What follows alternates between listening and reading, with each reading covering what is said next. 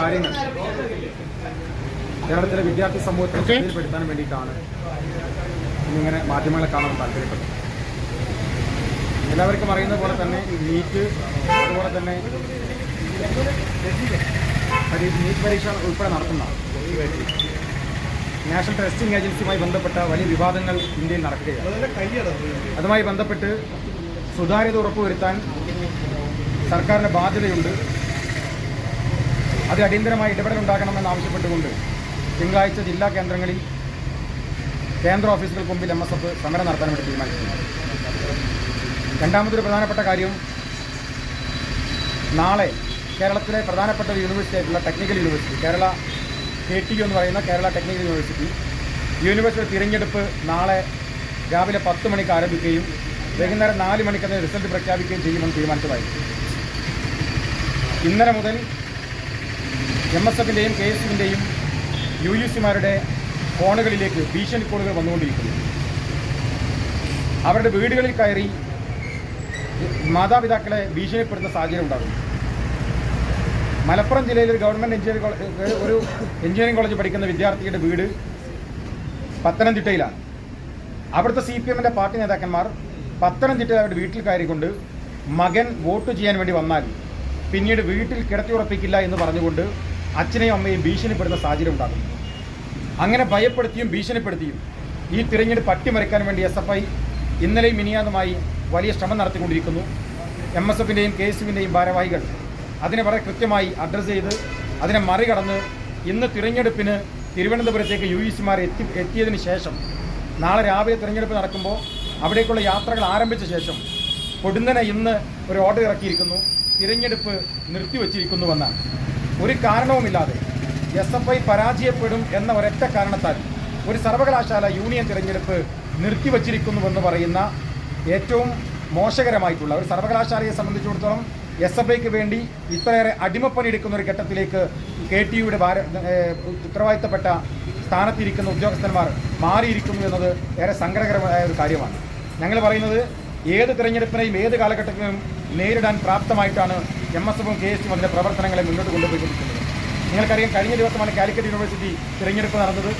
വലിയ രൂപത്തിലുള്ള പ്രതിരോധങ്ങൾ SFI തീർത്തപ്പോഴും അതിനെയൊക്കെ മറികടന്നുകൊണ്ട് നിങ്ങൾ മാധ്യമങ്ങളുടെയൊക്കെ അവിടെ ഉണ്ടായിരുന്നതാണ്. വലിയ വിജയം നേടാൻ MSFനും KSUവിനും സാധിച്ചു. അന്ന് ഞങ്ങൾ പറഞ്ഞതാണ് ഇതൊരു തുടക്കമാണ്. വരുന്ന സർവകലാശാലകളിലെല്ലാം MSFനും KSUവിൻ്റെയും ഭാരവാഹികൾ എല്ലാ തിരഞ്ഞെടുപ്പിൽ മത്സരിക്കുകയും SFIയെ പരാജയപ്പെടുത്താൻ ആവശ്യമായ ശ്രമങ്ങൾ നടത്തുകയും ചെയ്യും എന്ന് ഞങ്ങൾ ഒരുമിച്ച് പ്രഖ്യാപിച്ചതാണ്. അതിനുശേഷം നടക്കുന്ന ആദ്യ തെരഞ്ഞെടുപ്പാണ് KTU തിരഞ്ഞെടുപ്പ്. ആ തിരഞ്ഞെടുപ്പിൽ വിജയിക്കാൻ ഒരു സാധ്യതയുമില്ല എന്ന് SFI മനസ്സിലാക്കുമ്പോൾ ഭീഷണിപ്പെടുത്തിയിട്ട് ഭീഷണിക്ക് വഴങ്ങാൻ വിദ്യാർത്ഥികൾ തയ്യാറല്ല എന്ന് പറയുമ്പോൾ അവരെ വോട്ടെടുപ്പിന് വരുന്ന തടസ്സപ്പെടുത്താൻ എന്ന് വെച്ചാൽ പ്രധാനമായ 2 ഗവൺമെൻറ്റുകൾ, ഒന്ന് EK നായനാർ ഈ +1 സീറ്റ് വിതരണത്തിൻ്റെ സമയത്ത് അദ്ദേഹം കാണിച്ച അനീതിയും മറ്റൊന്ന് വിജയവേരി പദ്ധതിയിലൂടെ ജില്ല വലിയ കുതിപ്പ് നടത്തുമ്പോൾ അന്ന് ഈ ജില്ലയിൽ കോപ്പി അടിച്ചാണ് ജയിച്ചത് എന്ന് പറഞ്ഞ മുഖ്യമന്ത്രിയായിട്ടുള്ള VS അച്യുതാനന്ദൻ കാണിച്ച കടുത്ത അനീതിയാണ് ഈ ജില്ല ഇത്രമേൽ വലിയ പരിക്ക് വാങ്ങാൻ, ഇത്രമേൽ വലിയ പ്രതിസന്ധിയിലേക്ക് നടന്നെത്തിയിട്ടുള്ളത് എന്ന് പറയാൻ ആഗ്രഹിക്കുന്നു. ഞങ്ങൾ ഇവിടുത്തെ സമരം തുടരുകയാണ്. മലപ്പുറം ജില്ലാ പ്രസിഡന്റ് കൂടെ ഇല്ല, അവർ പ്രഖ്യാപിച്ചതാണ് RDD ഓഫീസിൻ്റെ സമരം. അത് തുടർന്ന് പോവുകയാണ്. ഈ ജില്ലക്ക് പുറത്തേക്കും ഈ സമരം വ്യാപിപ്പിക്കേണ്ടതുണ്ട് എന്നുള്ള ബോധ്യമാണ്. ജില്ലക്ക് പുറത്തും ഞങ്ങൾ സമരം വ്യാപിപ്പിക്കുന്നു. അതോടൊപ്പം തന്നെ സെൻട്രൽ ഗവൺമെൻറ്റിനെതിരെയുള്ള നമ്മുടെ നെറ്റ് എക്സാമിൻ്റെയും അതുപോലെ തന്നെ നീറ്റിൻ്റെയും നമുക്കറിയാം NDAയുടെ സുതാര്യത പോലും തകർക്കുന്ന രൂപത്തിലേക്ക് അതിന് വലിയ വിദ്യാർത്ഥികൾ ആശങ്കപ്പെടുന്നൊരു കാര്യമുണ്ടായി. ലക്ഷക്കണക്കിന് വിദ്യാർത്ഥികളുടെ അവരുടെ കുടുംബാംഗങ്ങളുടെ പ്രതീക്ഷയ്ക്ക് മുകളിലാണ് ഈ ഭരണകൂടം അവരെ നിരന്തരമായി അസ്വസ്ഥപ്പെടുത്തുന്നത്. അതിനെതിരെയുള്ള സമരവും സമാനമായി ഞങ്ങൾ ആരംഭിക്കുന്നു. തിങ്കളാഴ്ച സെൻട്രൽ ഗവൺമെൻറ് ഓഫീസുകളിലേക്ക് MSF മാർച്ച് നടത്തുകയാണ്. അതോടൊപ്പം തന്നെ മലപ്പുറത്തും മലബാർ ജില്ലകളിലും മലബാറിന് പുറത്തുമായി +1 സമരത്തെ വ്യാപിപ്പിക്കാൻ കൂടി ഞങ്ങൾ തിങ്കളാഴ്ച മുതൽ ആരംഭിക്കുകയാണ്. +2 ഡിഗ്രി കഴിഞ്ഞവർക്ക് വേൾഡ്സ് ഫസ്റ്റ് AR/VR ക്ലാസ് റൂമിലൂടെ സ്മാർട്ട് ഫോൺ എഞ്ചിനീയർ ആവാം. കൂടുതൽ അറിയാൻ വിളിക്കൂ ബ്രിഡ്കോ ആൻഡ് ബ്രിഡ്കോ.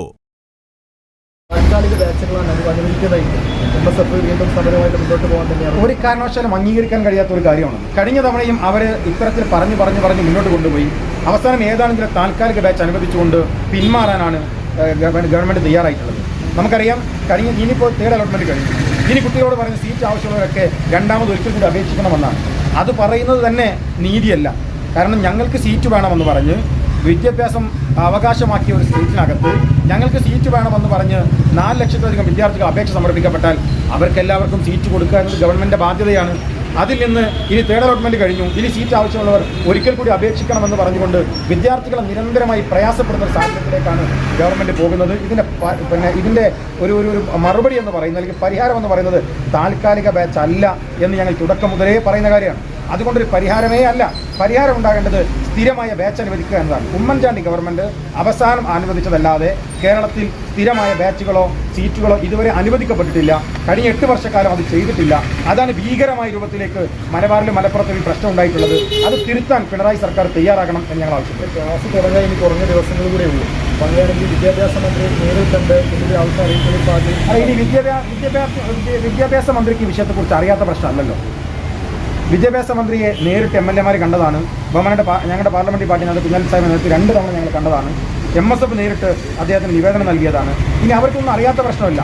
അവർ കണ്ണടച്ച് പിടിക്കണം. ഉറക്കം നടിക്കുന്നവർക്ക് മുമ്പിൽ ഇനിയും അപേക്ഷകളുമായി പോകണം, നിവേദനങ്ങളുമായി പോകണം എന്നല്ല ഞങ്ങൾ തീരുമാനിച്ചത്.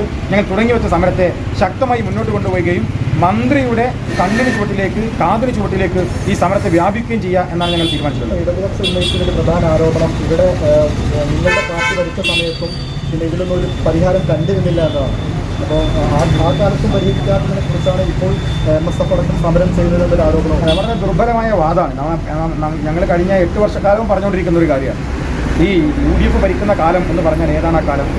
ഞാൻ എപ്പോഴും പറയാം, 98 മുതൽ 2024 വരെയുള്ള 2 ടേം. ആ 2 ടേമിൽ സീറ്റുകൾ നൽകിയിട്ടുണ്ട്. നിങ്ങൾ പരിശോധിക്കും, കൃത്യമായി പരിശോധിച്ചാൽ അത് മനസ്സിലാക്കാൻ വേണ്ടി സാധിക്കും. മലപ്പുറത്ത് ഈ പ്രശ്നം ഇത്ര രൂക്ഷമാകാനുള്ള 2 കാരണങ്ങളുണ്ട്. അത് മാധ്യമങ്ങൾ കൃത്യമായി മനസ്സിലാക്കണം.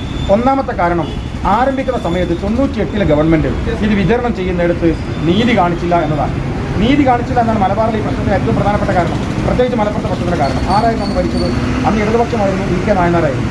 രണ്ടാമത്തെ ഒരു പ്രശ്നം, മലപ്പുറത്ത് വിദ്യാഭ്യാസപരമായി പിന്നോക്കം നിൽക്കുന്ന ജില്ലക്കകത്ത് വിജയബേരി പദ്ധതി എന്ന് പറയുന്നൊരു പദ്ധതി 2006-ൽ മലപ്പുറം ജില്ലാ പഞ്ചായത്ത് നടപ്പിലാക്കുകയും അതിൻ്റെ ഭാഗമായി 22-23% വിജയശതമാനം ഉണ്ടായിരുന്നെന്ന് ഈ പദ്ധതിയുടെ ഭാഗമായി തൊട്ട് പിറ്റേ വർഷം അത് 60-65% വർദ്ധിപ്പിക്കുന്നു.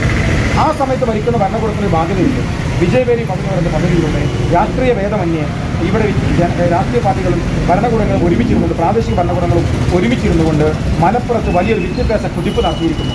അവർക്ക് പിന്തുണ കൊടുക്കണമെന്ന് 2006-ലെ ഗവൺമെൻറ് തീരുമാനിക്കണമായിരുന്നു. അന്ന് VS അച്യുതാനന്ദൻ ഗവൺമെൻറ് ഉണ്ടായത്. അന്ന് അദ്ദേഹവും ശ്രമിക്കുമ്പോൾ അത് മറികടന്നവർ വോട്ടെടുപ്പിന് വരുമെന്ന് ഉറപ്പുവരുത്തുമ്പോൾ അധികാരത്തിൻ്റെ ബലം ഉപയോഗിച്ച്, അധികാരത്തിൻ്റെ തണലുപയോഗിച്ച് തിരഞ്ഞെടുപ്പ് തന്നെ ഇല്ലാതാക്കുന്ന ജനാധിപത്യ വിരുദ്ധമായ ശ്രമമാണ് SFI നടത്തിക്കൊണ്ടിരിക്കുന്നത്. ഞങ്ങൾ SFIയുടെ സംസ്ഥാന നേതാക്കന്മാരോട് പറയുന്നത്, എത്ര കാലം തിരഞ്ഞെടുപ്പുകളിൽ നിന്ന് ഇങ്ങനെ ഒളിച്ചു മാറി നിൽക്കാൻ നിങ്ങൾക്ക് സാധ്യമാകും? ഞങ്ങൾ നേർക്കുനേരെ പോരടിക്കാൻ തീരുമാനിച്ചവരാണ്. നിങ്ങൾ എത്ര തന്നെ ഒളിച്ചു മാറി കളിച്ചാലും ഈ തിരഞ്ഞെടുപ്പിൽ നിങ്ങളോട് നേർക്കുനേരെ മത്സരിക്കാൻ തയ്യാറായി നിൽക്കുന്നവർക്ക് മുമ്പിൽ ഒന്നെങ്കിൽ മത്സരിച്ച് പരാജയപ്പെടുക, അല്ലെങ്കിൽ ജനാധിപത്യ രീതിയിൽ മത്സരിച്ച് നിങ്ങൾ ജയിക്കുക. ഈ രണ്ടിൽ ഏതെങ്കിലും ഒന്ന് തിരഞ്ഞെടുക്കാൻ SFI തയ്യാറാകണം. ജയിക്കാൻ സാധ്യമല്ലെന്ന് കാണുമ്പോൾ തിരഞ്ഞെടുപ്പേ വേണ്ടെന്ന് വെക്കുന്ന ജനാധിപത്യ വിരുദ്ധമായ സമീപനത്തിൽ നിന്ന് SFI പിന്മാറണം എന്ന് MSF ആവശ്യപ്പെടുകയാണ്. മറ്റൊന്ന് നിങ്ങൾക്കറിയാം, +1 സീറ്റുമായി ബന്ധപ്പെട്ട് നടക്കുന്ന വലിയ പ്രക്ഷോഭത്തിലാണ് MSF ഉള്ളത്. MSFിന്റെ ജില്ലാ പ്രസിഡന്റ് കബീറിന്റെ കൂടെയുണ്ട്. ഇന്നലെയും ഇന്നുമായി മലപ്പുറത്ത് RDD ഓഫീസ് കേന്ദ്രീകരിച്ച് വലിയ സമരം നടക്കുന്നു. ഇന്ന് ഞങ്ങൾ കോഴിക്കോട് ജില്ലാ കമ്മിറ്റിയുടെ നേതൃത്വത്തിൽ അവിടെ RDD ഓഫീസുമായി ബന്ധപ്പെട്ട നേതൃത്വത്തിൽ അവിടെ RDD ഓഫീസിലേക്ക് ഞങ്ങൾ സമരം നടത്തിയിരിക്കുന്നു. നാളെ മുതൽ എന്ന് വെച്ചാൽ നാളെ ശനിയും മറ്റന്നാൾ ഞായറുമാണ്. തിങ്കളാഴ്ച മുതൽ സംസ്ഥാന വ്യാപകമായി, പ്രത്യേകിച്ച് തിരുവനന്തപുരത്ത് മന്ത്രി വസതിയിലേക്ക് ഉൾപ്പെടെ വലിയ രൂപത്തിലുള്ള പ്രക്ഷോഭം നയിക്കാൻ വേണ്ടി MSF തീരുമാനിച്ചിട്ടുണ്ട്. ഇന്ന് SFIയുടെ ദേശീയ പ്രസിഡന്റ് ഒരു വാർത്താ സമ്മേളനം നടത്തുന്നത് നിങ്ങളുടെയൊക്കെ ചാനലുകളിൽ കാണാനിടയായി. അദ്ദേഹം പറഞ്ഞത്, ഞങ്ങൾ കത്ത് കൊടുത്തിട്ടുണ്ട്, മന്ത്രി കത്ത് കൊടുത്തിട്ടുണ്ട്, ആ കത്തിൽ അനുകൂലമായ സമീപനം ഉണ്ടായിട്ടില്ലെങ്കിൽ ഞങ്ങൾ സമരത്തിനിറങ്ങുമെന്നാണ്. ഞങ്ങൾ SFIയുടെ ദേശീയ പ്രസിഡന്റ് പറയുന്നത്, ആമസോൺ കാർഡുകൾ കത്തിയാൽ മലപ്പുറത്ത് സമരം നടത്തിയവരാണ് SFI.